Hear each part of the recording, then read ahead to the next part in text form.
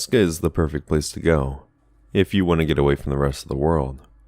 As America's least densely populated state, you have plenty of breathing room from any kind of authority or prying eyes that may want to know what you're up to. For this reason, my home state is very attractive to all sorts of weird and unsavory groups.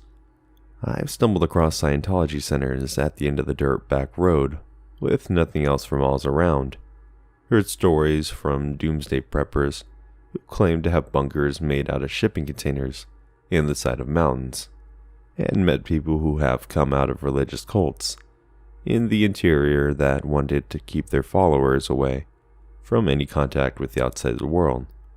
All of this or more you can find in Alaska. I was born and raised in Anchorage, the only big city in the state. Growing up, we had about 25,000 people in the city.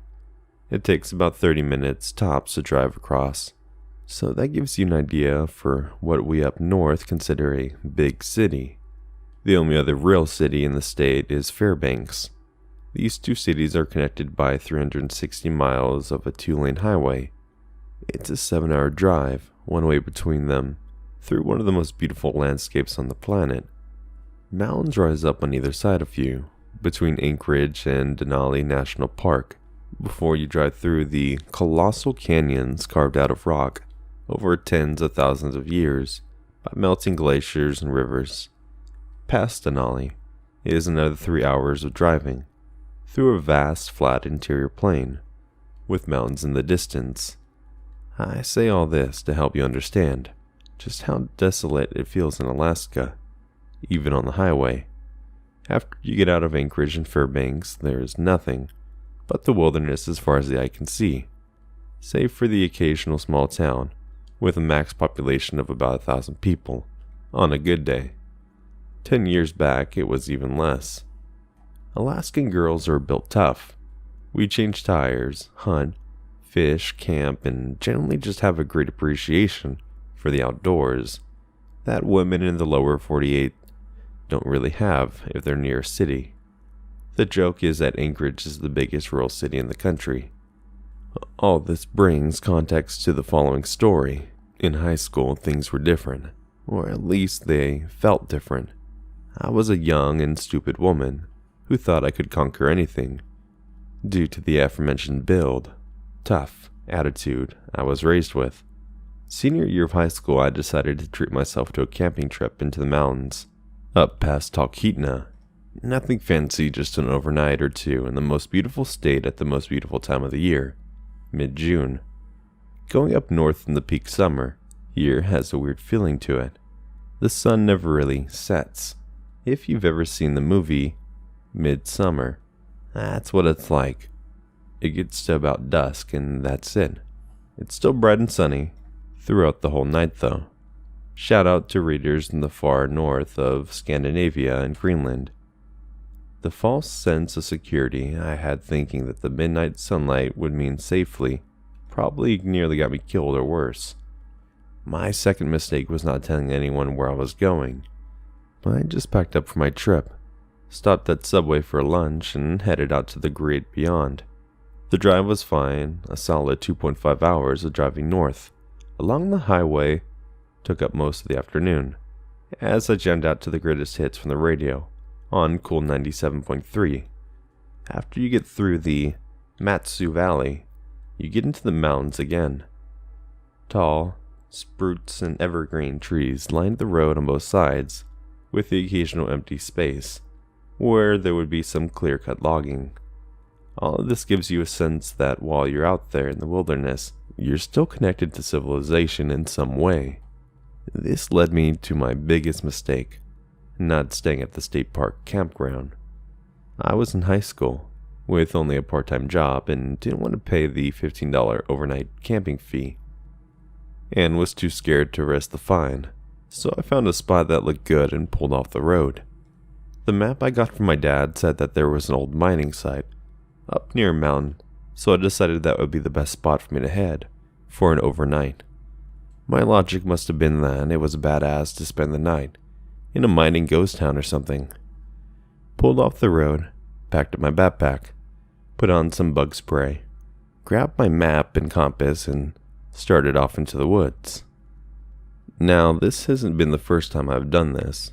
I've been on the wilderness backpacking trips on my own, with my dad throughout my childhood. I knew my orientation skills, and had taken some wilderness survival courses at camp. I wasn't just some old dumb blonde wandering off into the woods, with no idea where I was, or so I thought. A solid 45-minute hike into the hills, and I finally made it to where the old mining camp was supposed to be. There was nothing there, just an old concrete foundation, with some holes in it and nothing else. I was very disappointed, but unsurprised at the outcome. I set up camp off in the woods and set off to building a fire for dinner, on the concrete slab. Here you're supposed to set up cooking a ways off from your camp, just in case bears are noisy. Last thing you'd want is a 1,300-pound grizzly bear poking his nose in your tent, wondering why you smell like Campbell's soup and s'mores. By this time it was getting late, about 10 p.m., but the sun was still high in the sky, and by that time dinner was over. It was nearly 11. I was starving and dug in. About an hour later, it was about as dark as it was going to get, so I hunkered down in my tent for the night, confident that the overgrowth was private enough for whatever animals might come out and around then. I woke to the voices in the distance, and slow-moving crashing through the underbrush. My first thought was hunters.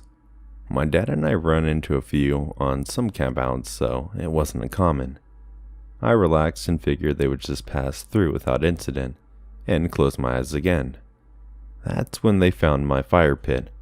A man's voice cried out into the brightest forest. "Who the fuck is camping out on our property?" I froze. I knew I had fucked up and was getting up. I grabbed my purse and put on my shoes, so I can go apologize before I heard the man again. "When we find you, you're fucking dead. You're on private militia property, and trespassers get shot." That's when the whole situation changed. I didn't know what to do. I couldn't just pack up my tent and shit with some armed guy lurking around. I carefully put on my shoes and put my keys in my purse. I slunk away into the underbrush as quickly as I could. My thought was to slip away, wait until they got bored and left, then go back and pack up and leave. I spent 20 minutes hunkered behind a log in the woods, barely an earshot before I heard a second voice calling to the others. They had found my tent and were tearing it apart, going through my stuff. I heard one shout out, "Bed's still warm," and "Trespasser's a chick. She left her underwear." The first man shout out, "Okay, fan out and find her. Bitch thinks she can trespass, then there's gonna be hell to pay." At that point, I wasn't concerned that I left my spare change or underwear in the bag, and that those creeps had found it. I needed to get out of there. Quietly, I made my way down to the mountain for a good 30-minute trip, tiptoeing and taking care not to step on twigs or make any ruckus. After the rustling and shouting of men had faded, I said fuck it, and booked it as fast as I could into the midnight sun down the hills. I tripped and fell over and scraped more times than I care to remember. Finally, I made it back to the road, but much to my horror, there was no car. I knew I had come out up and down from the road where it had been. I couldn't quite remember where it was at the time, but picked a direction and started walking. I rounded a corner of the road and saw my car, and the two men standing beside it. They were armed and dressed in surplus military gear. I hid in the bush on the side of the road and watched. A while later, several more men appeared from the trail I had taken. They dumped all my stuff next to the car, hopped back onto the ATVs, and drove off. I went up to my car, careful not to be seen, and found a note on my dashboard. It read something like, "If we ever catch you on our property again, we won't hesitate to use force. Consider this a warning." I went back and started loading my stuff into my car, and noticed what they had done. They'd cut up and destroyed all of my gear, probably as punishment for trespassing. Honestly, I'm thankful they did that because I'm grateful I didn't get shot. Ever since then, I've taken great care to camp only in designated camping areas. To the weird Alaskan militiamen, I know you weren't going to kill me, but nevertheless, let's not meet.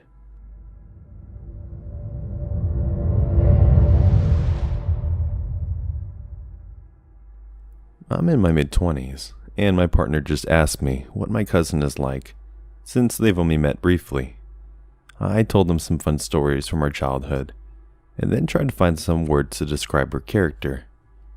And one of the first stories was paranoid. But then I stopped to ask myself why I think of her as paranoid, and I suddenly remembered a childhood memory I'd completely forgotten. When I was about 10, and she was about 12, I visited her house for a sleepover. I arrived in the early afternoon, and we swapped Goosebump books and listened to The Three Investigators, which is much more popular here in Germany than in America. We then decided to go get snacks for a movie we wanted to see on the TV later. Her mom, my aunt, gave us $10, so much money when you're a kid, and sent us on our way to a nearby supermarket before it got dark. The area she lived in was near a big intersection outside of the city, with big chain supermarkets and department stores people only ever got to go to by car.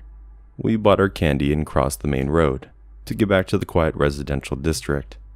She noticed a tall man in a yellow t-shirt following us across the road, unless he also lived in one of the few houses. A slim chance he had no reason to be there. She told me how she had saw him in the shop, and how he had followed us across the street. She panicked a little and told me to walk faster. I did, even though I thought she was overreacting. After all, we were always reading spooky stories. I was sure they must have gotten to her head. He also picked up his pace and followed us for several streets before we arrived at her house, and rang the doorbell, and he hurried into the other direction. I was a very naive child, and all I had ever been told about stranger danger was to not get into a car with someone who offered you candy. I was not worried in the slightest. I did not see why she was freaked out at all. When we got into bed that night, she said something like, "Now he knows where I live. I'm so scared. What if he comes here again tonight?" And I replied something like, "And does what, murder us? Why would someone do that? He doesn't even know us." I completely forgot about the whole thing, but started thinking of her as paranoid. She probably thinks of me as naive. So, to the man in the yellow t-shirt who followed two little girls home at dusk, let's not meet again.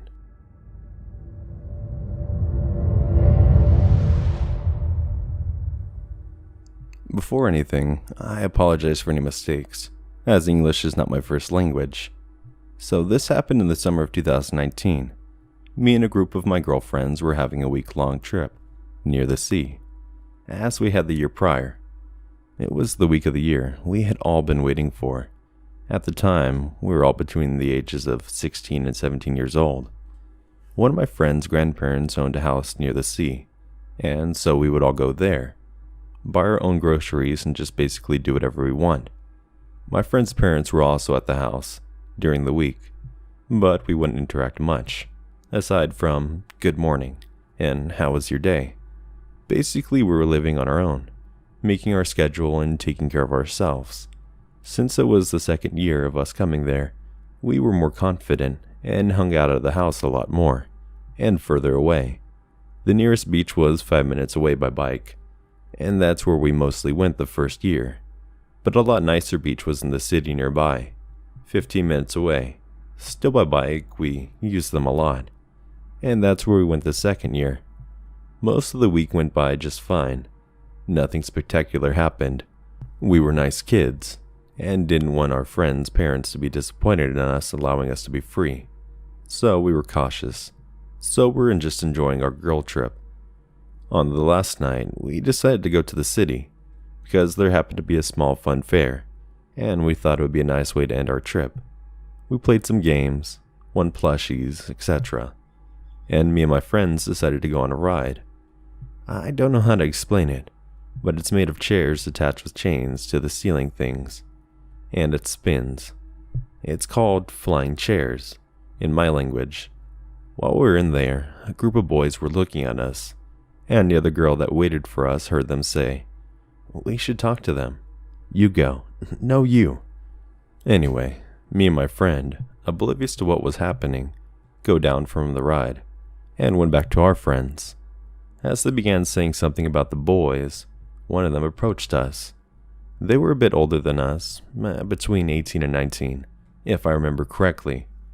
Some of them had a bit of alcohol, and it shows. But they were super nice. Asked us a bit about us and our evening. Then asked if we wanted to go on the beach nearby, hang out and have a little party or something. Of course, when you're a teenage girl, this is kind of a dream come true, like something out of a movie.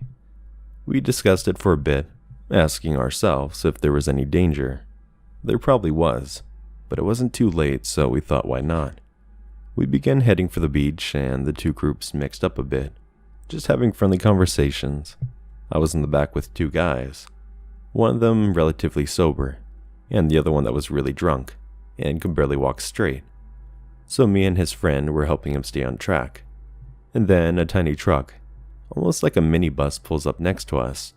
The windows roll down, and a man, I'd say between 35 and 40, begins talking to us, and asking us if we'd seen a girl in a blue shirt and shorts, walking barefoot in the area. We answer that no, we haven't seen anyone. We were in a street, and there was no one else, really, at least that I can remember of. And then he said something that really sounds straight out of a horror movie. "She has schizophrenia, and she's having a crisis. She ran away with a screwdriver, and we don't know what she's capable of. But when she's in that state..." So, imagine us, a group of young, minor girls, currently hanging out with guys we barely met, and now learning that there's someone walking those same streets, in the middle of a dangerous crisis. The guys and us stayed together, and they really looked out for us, even walking us back to our bikes after we spent some time at the beach. One of them took the guy's number, and we proceeded carefully during the rest of the evening. We didn't see the girl, and I'm grateful for that. It ended up being a nice evening. The guys were really nice, and I'm glad it didn't go wrong like it could have went. So, girl hanging out in the streets at night with a screwdriver, I hope you're okay. But let's not meet. I hope this story wasn't too anticlimactic, but I can assure you, at the time, it was really terrifying. And inside, I'm glad we had those guys with us, instead of just being a group of girls.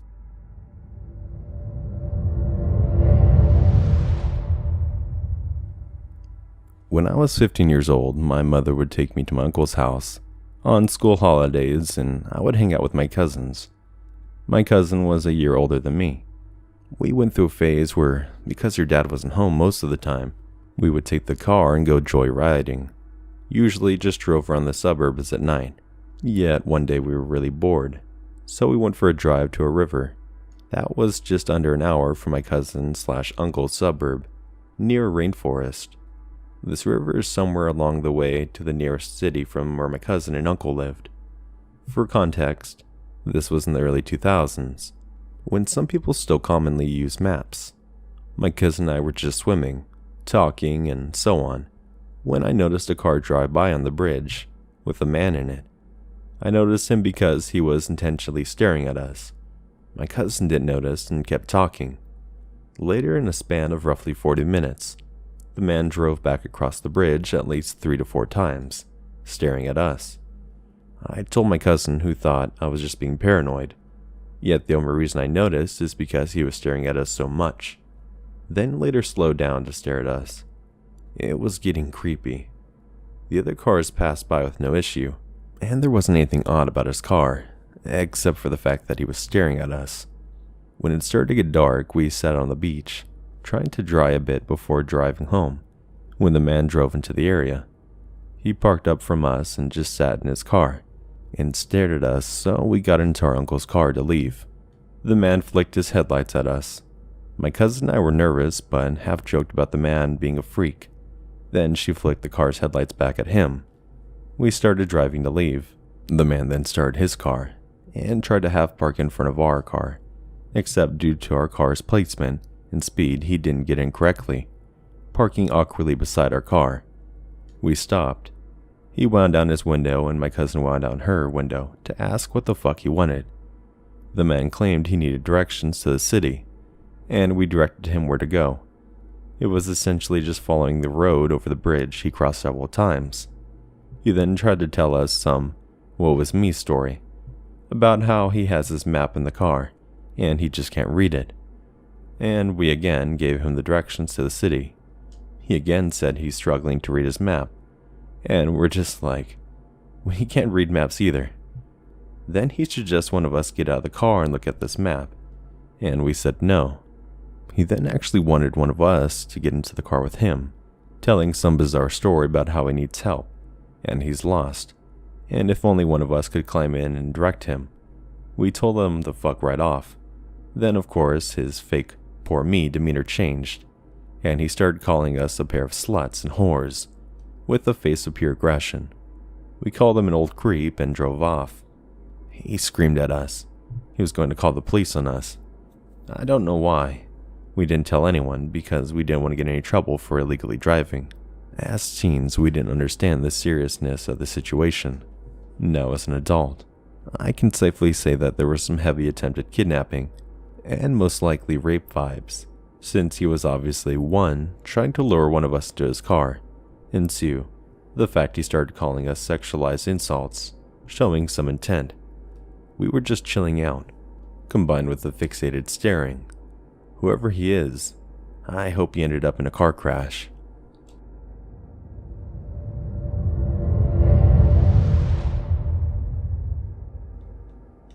I'm sorry if there's any spelling errors or grammar errors. This is my first post on this app. So it all started about a year or two ago, when I was friends with this kid. I will call him Willie. Willie was nice at first. We would talk about Roblox and Fortnite. Then he started to get weirder and weirder. My girlfriend, let's call her Michaela, would hang around at his house, which set off a lot of red flags. One day, I went to his house with my girlfriend to see what would happen there.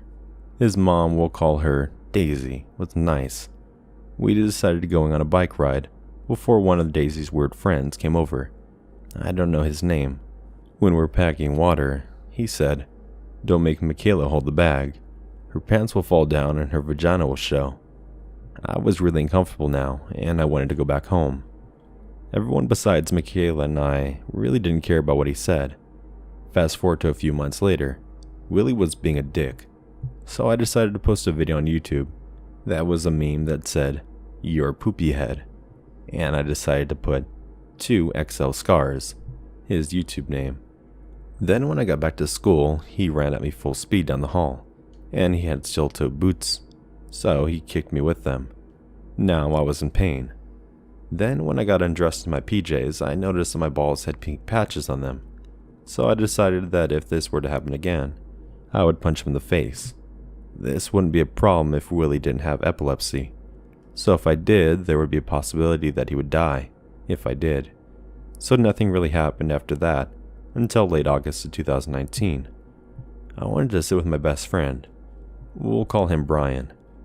Willie and Brian had some beef early in 2018, so we thought it'd be okay if Brian sat with me, Willie and Michaela. So Michaela texted Willie, "Hey, is it okay if Brian sits near us?" So after she asked that, Willie goes on a rampage, and how he's going to kill himself and how much he hates Brian. He said if Brian sits with us, he won't be any of our friends. So we have a school orientation early August about the school, and Michaela tells me about the situation back then. I had my phone taken away.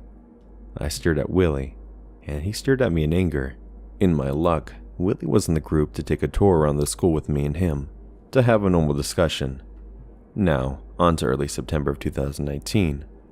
I was teasing him about his old YouTube channel. He said he would bring a bat to school and hit me in the head with it. And him being a dumbass, steals my seat at lunch. And then I tell him to get the fuck out of my seat. You don't belong in it because you said all those mean things to everyone at this table. So, later that day, last period, he tells the fucking principal, which didn't handle the situation right. He takes Willie's side and tells me, "Those aren't death threats." I was now fucking mad. The principal said, not to mess with the bear. I was defriending my friend. Fast forward to 2019. His mom fucking almost runs me over while I'm walking to Brian's house. I knew it was her, since I looked in her clear window and saw her and Willie in the window. Michaela points up the middle finger, which isn't a good idea. So the next day I tell my friends and Art about the situation. And the next day Willie finds out and screams at me, "I will kill you." I found out more creepy stuff about Willie. So it turns out he texted Michaela on her dad's birthday. "Hey, wanna come over and watch a movie?" He also asked on the 4th of July for her to hang out with just him.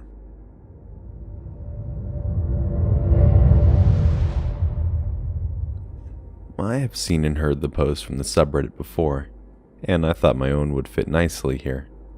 Be aware that this is a very long story, because it went on for the span of almost a year and a half.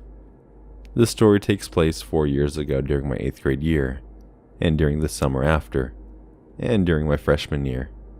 Just to add some background information, during my 8th grade year, the class was made up of 3 girls, Alexis, Coy, and I. Let's call myself Beep, for the sake of not wanting to type my whole username. Alexis was super extroverted and kind, and Coy was super introverted and kind of cold to everyone but Alexis and I, because she was around us more. I got very close to both girls and very fast, because other than the 7th grade girls, we were all that we had sometimes. Just to add, I've known one of the 7th graders since we were about 4, and another since we were 7. Also, my mom passed away 2 years prior to this, and I was also sexually assaulted the year before. These play in later. To start, after volleyball season ended, I was bad at doing and turning in my homework. My dad thought I was lazy, but the teachers thought it was a learning disability. Turns out it was ADHD. Anyways, because of not doing or being late with my homework, I would have to have lunch detention in one of the classrooms. This is when red flags started popping up, when I would see Coy and Alexis after lunch. Coy would tell me that the girls were talking shit on me, which sadly went on for a while. I believe I never said anything about it to the other girls, as not to start drama, but I did let it bring me closer to Coy. Huge mistake. This happened quite a few times, but I chose to ignore it, even though I felt so hurt by hearing it from someone I trusted.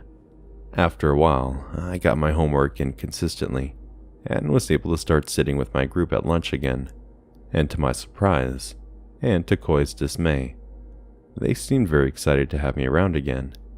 Everything was doing okay for a while. Basketball season started. I played hard and I was happy. At one point in time, since I was so close to the girls on the team, Alexis and the girl I've known since we were 4, Sierra, were like sisters to me. I decided to come out to them as bisexual, because I had thought that I was since I was in the 5th grade. They were all super accepting and happy that I was proud to be who I was. The day after that practice, I decided to tell Coy. This is when things started to get really bad. Coy started being really clingy to me, and showed visible disapproval whenever I was with anyone but her. She started sending me angry texts when I would tell her I couldn't go hang out with her. She would ignore me if I said I was hanging out with Alexis, and she would call me crying if I didn't text her for a while. As a 13-year-old girl raised by my dad and an older brother, I didn't get a full idea of how teenage girls were supposed to act, so I brushed it off as normal. Coy would do almost anything to me to stay around her and started to make Alexis concerned. One day after practice, I was talking to Alexis and Sierra, and I decided to ask if what Coy had said to me about them was true. They denied it, and said that they didn't understand why she would do that, because they thought we were all friends. I confronted Coy, and she said to me that they were lying, and that if I believed them, I would have to choose between her and them. I didn't really say much to her after that, and started distracting myself. But wait, there's more. Coy seemed to be fine with me after I pushed her away. She didn't call me, text me, and when she did talk to me, she seemed okay. Everything was going good again. until our 8th grade state history field trip. Our teacher told us that we'd be gone for 3 days, and since that it was only the 3 of us girls, her and the school's secretary, would be staying with the secretary's aunt in her home. The 3 of us got really excited for the trip, and thought it would be a good bonding experience. When we got to the house we were staying at, we were informed that we'd be staying downstairs together. In that area, there was a small living area and a bedroom. Alexa suggested we all share the bed, but I told her I wasn't comfortable doing that because of Koi. Alexa said it was okay, and decided to sleep on the couch. That was Koi's opportunity. "Hey Beep, did you want to share the bed with me?" I was thinking that we'd sleep in the living room actually. You can take the bed if you want though." Koi looked clearly disappointed, but agreed. When we're all settled in, Koi pulled some snacks from her bag. One of them was Pocky, and asked if I wanted some. Alexis and I said sure and took a few Pocky, and then Koi asked me if I would like to play the Pocky game with her. I got very nervous and uncomfortable, but I didn't want to be rude because they were her snacks, and she was sharing them with us. So she put one end of the Pocky in her mouth, and so did I. The only thing is, note this, I purposely broke the Pocky because I didn't want to kiss her. I broke it off pretty far away too. She seemed slightly angered and asked to do it again, but Alexis said that she would just go to bed. The rest of the trip went fine. There were no awkward encounters with Koi, and I actually had a lot of fun. Everything was actually good until after school year ended. Koi kind of reeled me in and became friends with her again because she seemed to change. One day she invited me over to her house to hang out and play video games, and I stupidly agreed. When I got there, we played on her computer for a while before she suggested going outside and playing in the sprinklers since it was hot. I said yes, but I'd have to borrow a swimsuit from her. After I changed, she told me to get back into her room. For my sake, I'm going to skip over what happened because it still really bothers me what happened, even though it didn't go that far. After that experience, I deleted Koi's number and started refusing talking to her. High school started out everything was okay. She stopped trying to text me or contact me really at all. But one fateful day in December, she decided to message me on Kik. She started to say how worried she was about me, and that she missed me. But I was straight up honest and said that I think it would be better if we stopped speaking. She then proceeded to freak out. She told me that she was in love with me, and what I was doing to her was cruel. That she had done everything to try to be with me, but I was a bitch and kept rejecting her. She even threatened to end her own life because I wasn't in love with her. For my sake, I then decided to block her on everything, so she wouldn't contact me again. The last time I saw her, I was with my dad in a Rudolph the Red-Nosed Reindeer onesie in a Pizza Hut. I saw her, but she didn't see me. I hope she's doing better now than she was 4 years ago. So Koi, let's please never meet again.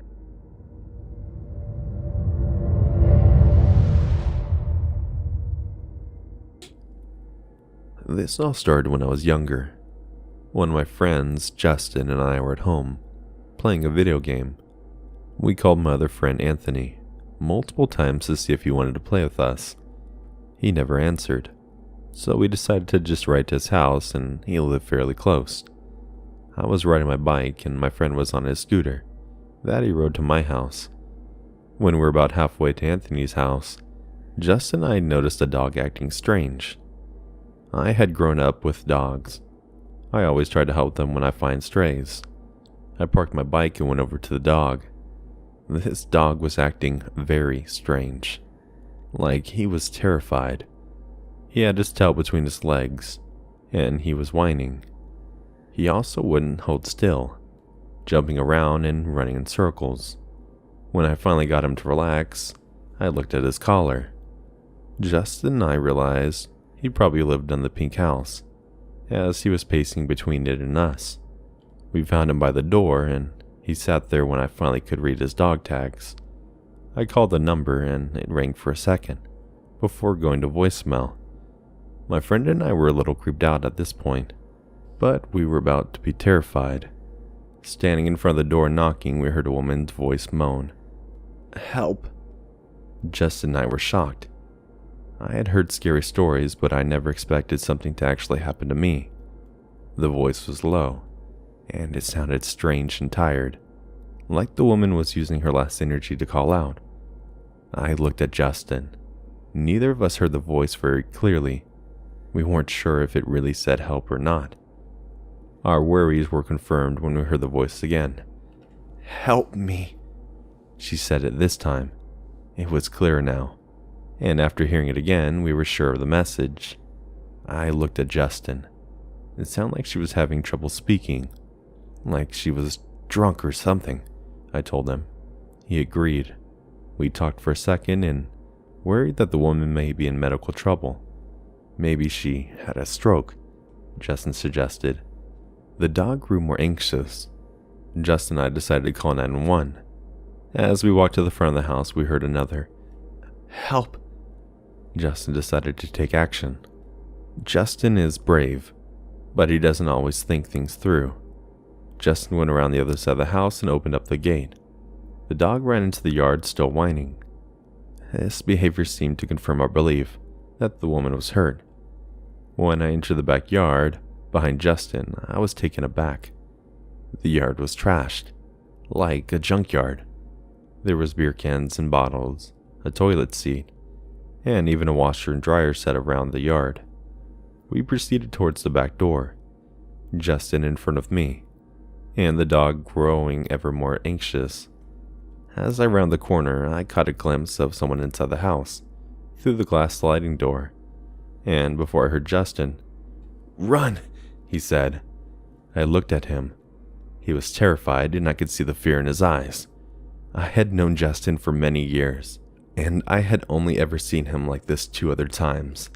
I ran out of the yard, pulling the gate behind me to hopefully buy me extra time. Justin picked up a scooter and ran through a nearby park to get to the other side of the neighborhood. I started following him, but remembered my bike. I thought about leaving it, but decided against it. I didn't know what they would do, and in my irrational state, I was worried that it could be used to find me. I turned and leapt on my bike, pedaling as fast as I could. I rode the way my bike was facing, and had to nearly go all the way back to the house before I could turn towards Justin. When I rounded the corner, I saw him again. We met and discussed what we saw. I couldn't be sure what I saw through the glass, but from a brief vision in a bad angle. But Justin recounted it to me. There was an old man standing in the living room, trash strewn about. There was an old woman, presumably the one that had been calling for help, sitting on the couch. Both were naked. The old man noticed us and started to reach for something when we ran. Justin could exaggerate when he told me the story, but I knew this time it had to be different. We rode to Anthony's house as our lives depended on it. Being young, we were terrified, but Anthony's mom called the police and let us stay with her. Justin repeated his description to the police. We never found out what happened. I figured we must have interrupted a couple during their time. Later, Justin and Anthony passed the Bink house and heard the same thing. So the creepy old people, let's not meet.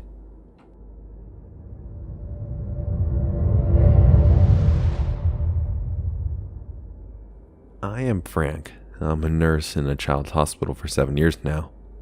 Before that, I worked as a nurse assistant in different places, mostly psychiatric clinics or centers for the disabled.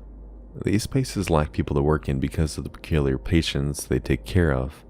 And that's true, even if you can experience joy or moving moments with these persons, or moving moments with these people, violence is a great part of your daily routine. At the time, I switched from taking care of elders at home to night shifts. My girlfriend wasn't my wife yet. We didn't live together, and we thought it would give us a lot of spare time to see each other. Now, if you never did night shifts, it looks fair and square on plan, but I can tell you that staying awake for 10 hours and bearing responsibilities when your mind tells you every 5 minutes to take a nap is really hard. On the other hand, the paychecks are good. So basically, I move from places to places every 2 months, or so. That way it's easier not to get bored and avoid sleeping on the job. Because sadly, that's what happens once you're used to the ward, the patients and the facilities. You end up being clumsy and eventually you inconsistently allow yourself to pass out. For 20 minutes first, for 2 hours afterwards. Hopefully I never reach that point. I started working the psychiatric ward. It was besides the hills at the far east of the city. The neighborhood was extremely quiet and poshy. You can tell it by the number of Berlins and sports cars parked everywhere near big villas. The psychiatric hospital itself was shabby, and parts were grossly rebuilt. It seemed misplaced with all those fancy houses around, like a gaping scar on the face of a model. I thought it would be 2 persons at night, like it's a common thing, but in this ward they only put 1 staff at night. It was shaped like a cross, with the infirmary desk at the center. The 6 first nights I spent there were okay. The patients were asleep when I arrived. There wasn't too much to do, with treatments and, except taking out some trash, it clearly was a well-played lazy time. The 3rd night, I remember the day shift talking about a patient who ran away, but I didn't pay much attention because this happens frequently. It actually depends on the way the patient is checked in. It needs 2 signatures, one from the shrink who diagnosed the mental illness, and one from the doctor who decided to put him in the hospital. Way too often, the first one forgot to sign the file bill, and the hospital has to send a notice to the local medical court. Some cases take 7 months to be read in court, so if the patient bails out by himself during that time, the hospital isn't in charge to take him back. The staff is never anxious about that because 80% of them come back within 1 week. The other 15% are still a mystery for me. The night I checked in all the over-door alarms with my key before heading to the infirmary to have a cup of coffee. From that moment I took the shift, something wasn't feeling as usual. The patients I visited to give the treatments were silently strange. No laughing, no joking. From 11 p.m. to 3 a.m., I checked 6 times behind furniture and sofas. It was like someone was following me from a short distance and stopped in the dark when I would look back. I was coming back from the trash containers when I came across the living room. The couch had a blackish stain on it, and I was certain that it wasn't there when I arrived at 9 p.m. Further, I found a green shirt on the floor with the exact same blackish stains on it. I decided to come back to the infirmary and lock me in until 6 a.m. When I came back to the infirmary desk, I found a chair blocking the door from the inside. When I looked by the big glass windows for the first time, and then I only saw 1 bare foot and a bit of pants because of the angle, but the person was hiding under the desk. As I didn't know who it was or which intentions he or she had, I decided to call the security guard patrolling outside on the phone, and he told me that he witnessed a guy running in the park towards the building. He was sure he was hiding in a ditch around the garden. I told him the guy was actually inside, so he replied that he'd be there soon. That was the longest 25 minutes of my life. I called the head nurse and she arrived 5 minutes after the security guard. At some point the person had moved the chair and they caught him. It was the patient that escaped 3 days ago. He was shirtless and covered in the same blackish stains from head to toe. They found out it was shit. He shat himself multiple times. What they didn't tell me is that I had learned from a colleague 2 weeks after, is that they found a piece of wood with a shard of glass attached to it in one of his pockets.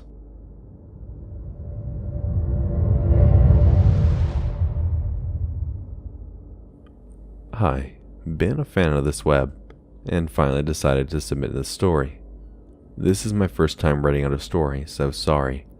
For context, I'm a female, and we're gonna call my friend and the creep Phoenix and Ash. Okay, on to the story.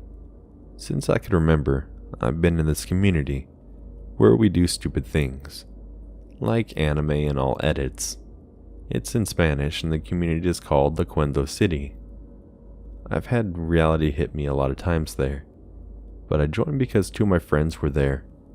Anyways, There was this time this dude harassed and traumatized me and my friend Phoenix, almost making me quit that community, but I kept going on, almost losing all friendship to Phoenix.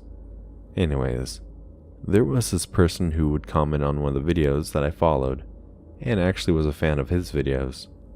He sent me a link to chat, and I was cautious but accepted, leading me to a YouTube chat. It was about the community Laquendo City, and all was normal, except I was cautious around the gang due to realizing I was the only girl there. So I was talking to the guys, and it was actually fun, except there was some dudes that confessed to me in private. I rejected them obviously, but there was this one dude that never gave up. His name was Ash. He was charming, a kind dude, but was persistent on not giving up until I told him, of course. He was heard and understood. Later on, YouTube was deleted, but the leader of the group had actually sent us a link to an app called Hangouts. If you're familiarized with the app, then you know how it goes. Google account or number on, and you can chat with your friends. So I entered and it was all going well, same as usual, until Ash came in. And the first thing he does in the chat was ignore the others. Understandable, I guess. But I know he knew the guys before me, so he had less reason to say hi to me. He messaged me privately how much he missed me, and he asked how my day was. He would ask a lot of questions about me, which I would respond vaguely or lie about some. I would talk about this to my friends online and outside. Phoenix suggested that she could join and investigate. I didn't want her to get in trouble because of me, but I thought I was just being paranoid. She joined the group nevertheless, and chatted with the guys. What I noticed in chat is that Ash would talk less with her, and chatted with me more still. Whenever Phoenix would join in the conversation, Ash would cut it and would leave for a week or 2 days. Phoenix would chat with me in Hangouts privately, telling me that I was weird, and how he messaged her privately. I was worried since Ash was starting to give me the creeps now. She told me that Ash was asking about me, and Phoenix confronted me telling him why he would ask so much about me, and if he knows, I'll see him as a friend, and that's just being a creep. Of course, it took some time to respond, until he finally told her this. She is cute, and when she smiles, even though I can't see it, she's beautiful. When she's sad, I hate to see her suffer, because I know she's suffering. She always tells me this, and to Alan, and other people, but not to me, and I hate it, because I want to hug her, and caress her body, because she's beautiful. She sent that screenshot to me. I know girls would think it's cute, but to me it was terrifying, because I never told them who I told my problems to. I was freaked out, and so was Phoenix. We decided to leave the Hangouts for a while, and we did that to later go back because of an emergency. Alan messaged us saying that it was an emergency. I asked him what the problem was, and he said that Ash was getting all depressed, and never answered them, or responded to them, so they thought I could be the one that Ash could answer. Geez, thanks guys. I'd come back to you all wanting me to chat with him, when I did tell them what the hell Ash was asking of me. So I messaged him privately, and he didn't answer until that afternoon. I asked him why he was so depressed, and the reason. He would dodge those questions and ask me, which, again, vaguely answered. Phoenix and I also tried to chat with him, but never responded. So he responded to me. I was getting creeped out since he was asking personal questions, until I remembered a conversation he would have liked to go on. So I asked him about painting, and all which seemed to cheer him up a bit until he went on about death and darkness, and how he told me that there was light, and that he had to stay there. I was confused. He kept going on about how death is meaningless, and that how he isn't afraid, and if you die, you'll no longer feel pain, and there's only one way to save us as humans, death, and how we're all gonna die, either way. Which I was getting scared, to be honest, and somehow he knew because he apologized for scaring me, and that it wasn't his intentions. I told him it was fine, and he said, "Are you sure?" I told him, "Yes." What he said next chilled me. "You're not hiding anything from me, right?" While all this is happening, I was sending screenshots to the other group. We were, except Ash wasn't. My intentions aren't to scare you or hurt you. I love you. My intentions are to take care of you. I was more confused and scared, telling the group what was happening. I think through that. He got the idea wrong and apologized, saying that it was his best if he didn't talk to me, and that he should leave. He then blocked me. I was shocked, weirded out, and scared. Phoenix said he was leaving the app, which I agreed, and before leaving, I went to chat with Alan, one last time, telling him about what Ash had said. He was pissed and scared for my safety, and he even confessed that he didn't want Ash talking to me. I asked him to explain, which he did. Apparently before Phoenix and I ever met, them, Alan, and his other friends were chatting in a group, and Ash entered telling Alan's friend, "How is your niece doing so far?" Which creeped them both out, because Alan's friend never told the gang about his niece, only to Alan privately, which freaked me out, and asked him if it's possible that Ash could be a hacker. He said no, but heard through another friend of Ash that he looked possessed in bed, as he was shaking crazily. I thought it was crazy and left the chat. It's been a month now since all this happened, so I apologize if the story is mixed up or confusing. But what I am telling you did happen, so I suggest you be cautious with your friends you choose, especially online. Thank you. And Ash, if we ever do meet in real life, please get help. You really need it.